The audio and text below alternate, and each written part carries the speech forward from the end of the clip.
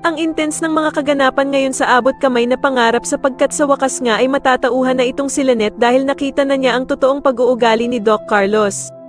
Dito nga ay pagsasalita ni Doc Carlos sila Diyosa at Aling Susan at paaalisin niya ito sa pamamahay niya. Samantala ay magtutulong-tulong ang lahat sa Apex para mahanap si Zoe at para imbestigahan ito dahil nga sa biglang pagkawala nito habang naka-duty siya sa trabaho. Sa kabilang banda naman ay tatawagan ni Lynette si Doc Carlos para mapaalam dito ang ginagawang pang-iimbestiga ni Annalyn para malaman niya kung nasaan na nga ba talaga ang kanyang lolo Pepe. Galit na sasagutin naman siya ni Doc Carlos na ano ba daw ang mahahanap na clue ni Annalyn sa Apex at napakakulit daw nito. Tatanungin naman siya ni Lynette kung bakit daw lumalakas ang boses niya at kung ano ba daw ang ikinagagalit nito. Sasabihin naman ni Doc Carlos na paano daw siya hindi magagalit pinagbibintangan daw ni Annalyn si Zoe na kasabwat ni Moira sa pagkawala ni Lolo Pepe.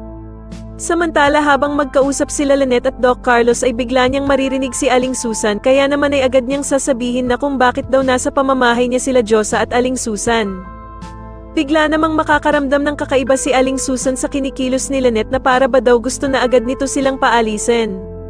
Kaya naman kung dati ay botong-boto sila Diyosa at Aling Susan kay Doc Carlos para kay Lynette, ngayon ay galit na sila dito.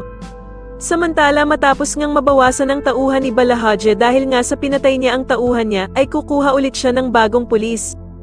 Dito nga ay susubukan agad ni Moira ang bago nilang tauhan at bibigyan niya nga ito ng kanyang ipapagawa.